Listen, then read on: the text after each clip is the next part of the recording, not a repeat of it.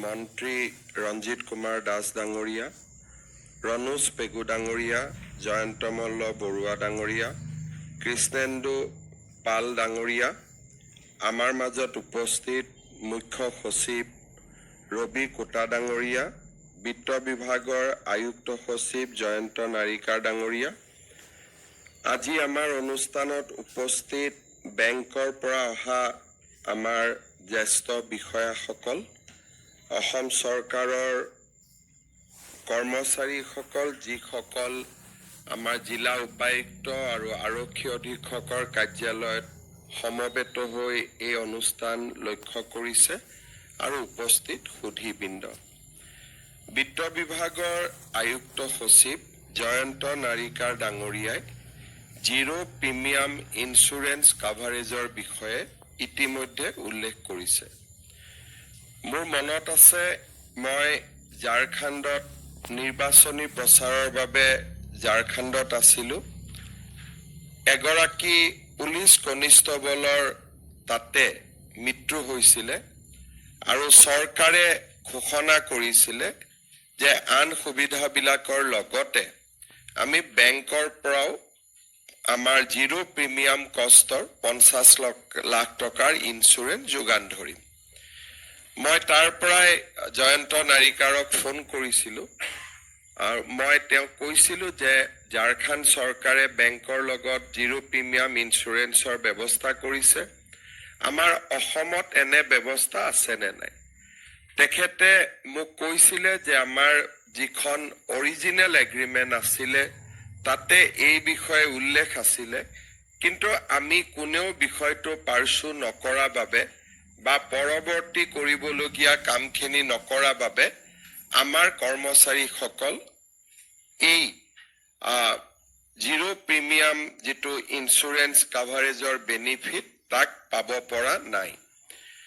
আমি লখিমপুৰত কেবিনেট হৈছিলে আৰু লখিমপুৰৰ কেবিনেটত আমি এই সিদ্ধান্ত লৈছিলোঁ যে যোন বেংকত আমাৰ কৰ্মচাৰীসকলৰ চেলাৰী একাউণ্ট থাকিব তাতে আমি বেংকক কম যে আমাক জিৰ' প্ৰিমিয়াম ইঞ্চুৰেঞ্চ কাভাৰেজৰ সুবিধা দিব লাগে।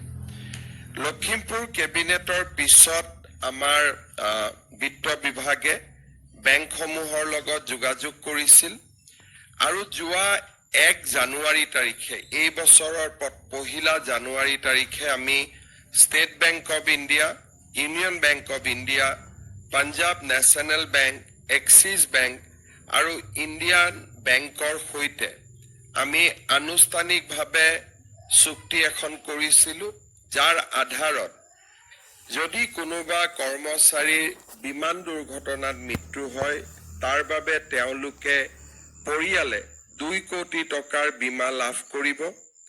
যদি দুৰ্ঘটনা হয়, বিশেষকৈ মটৰ গাড়ী এক্সিডেণ্ট বা আন দুৰ্ঘটনাজনিত যিটো নেচাৰেল নহয়, বেমাৰ আজাৰ নহয়, যিটো দুৰ্ঘটনাত মৃত্যু বুলি আমি যাক কওঁ, দুৰ্ঘটনাত মৃত্যু হ'লে 1 কোটি টকাৰ বীমা লাভ কৰিব। যদি এক্সিডেণ্টৰ ফলত পাৰ্মানেণ্ট ডিজেবিলিটি হয়, ডিজেবিলিটিৰ পৰিমাণ অনুসৰি আপ টু 1 crore তেওঁলোকে বীমা লাভ কৰিব। আৰু যদি আংশিক অক্ষমতা হয়, যিটো ডিজেবিলিটি পাৰ্মানেণ্ট ডিজেবিলিটি কিন্তু আংশিক হয়, তেতিয়া 80 লাখ টকা পৰ্যন্ত। আৰু নৰ্মেল ডেথ হ'লেও, য'ত নেকি আমাৰ যিকোনো কাৰণত বেমাৰ আজাৰত মৃত্যু হ'লেও আমি 10 লাখ টকাৰ এটা ইঞ্চুৰেঞ্চ প্ৰিমিয়াম লাভ কৰিম।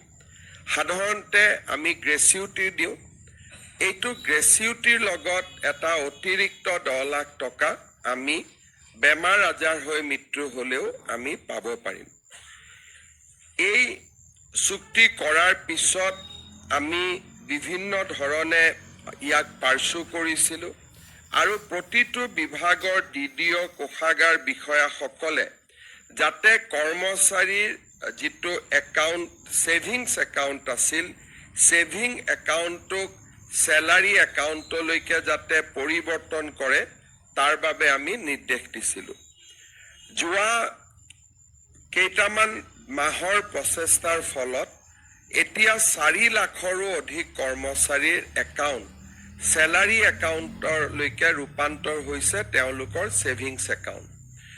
বিশেষকৈ আমাৰ যোৱা 6 তাৰিখেও প্ৰায় 5,000 নতুন শিক্ষক শিক্ষয়িত্ৰী নিযুক্তি হ'ল। অহাকালিও আৰু 5,000 নতুন শিক্ষক শিক্ষয়িত্ৰী নিযুক্তি হ'ব। ডিচেম্বৰ পৰ্যন্ত প্ৰায় 35,000 নতুন চৰকাৰী কৰ্মচাৰীয়ে আমাৰ চৰকাৰত যোগ দিব।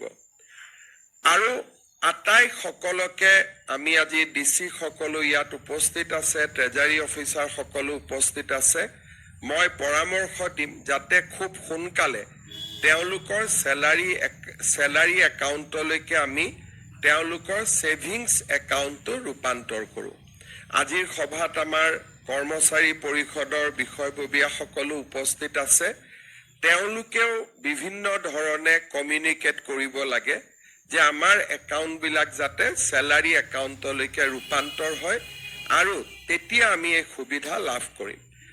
আজি আপোনালোকে চাওক যে 1 জানুৱাৰীত আমি এই MOU কৰাৰ পিছত মানুহ কেনেকৈ উপকৃত হয়।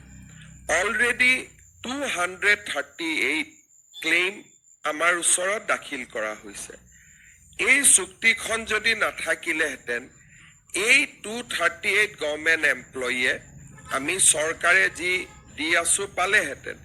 কিন্তু অতিৰিক্ত যিটো জিৰ' প্ৰিমিয়াম, য'ত প্ৰিমিয়ামেই দিব নালাগে, এই অতিৰিক্ত সুবিধাটোৰ পৰা তেখেতসকল বঞ্চিত হৈ থাকিলেহেঁতেন। আজি আমি 238 যি ক্লেইম আছিলে তাৰে আমি 197 ক্লেইম আমি নিষ্পত্তি কৰিছোঁ আৰু কেইবাটাও ক্লেইম নিষ্পত্তি হোৱাৰ পথত। মই আমাৰ বিত্ত বিভাগক কৈছিলোঁ যে আমি প্ৰত্যেক জিলাতে 1 বা 2খন চেক আমি চেৰিমনিয়াছলি দিব লাগে যাতে কৰ্মচাৰীসকলৰ মাজত এই আঁচনিটোৰ বহল প্ৰচাৰ হয়। কাৰণ তেতিয়া সতীৰ্থসকলেও গম পাব আৰু তেওঁলোক সজাগ হ'ব। আজি আমি ইয়াতে 6টা পৰিয়াল যি দুৰ্ঘটনাত বিয়োগ হৈছিল আমাৰ মাজত আছে আৰু মই সকলোলৈকে সমবেদনা জ্ঞাপন কৰিছোঁ। কিন্তু অকণমান হ'লেও আমি সকলোৱে সকাহ পাইছোঁ যে আজি আমি তেওঁলোকৰ পৰিয়ালক 1 কোটিকৈ টকা ইয়াতে আনুষ্ঠানিকভাৱে দিব পাৰিম। 6 কোটি টকা 1 কোটিকৈ আমি 6টা পৰিয়ালক আজি আমি হাতত তুলি দিম। আৰু 191টা পৰিয়াল আমাৰ মাজত এনেকুৱা আছে যিসকলৰ মৃত্যু হৈছে, কিন্তু বেমাৰ আজাৰত মৃত্যু হৈছে আৰু দুৰ্ঘটনাৰ লগত তেওঁলোকৰ বিশেষ সম্পৰ্ক নাই। তেনে 191টা পৰিয়ালক আমি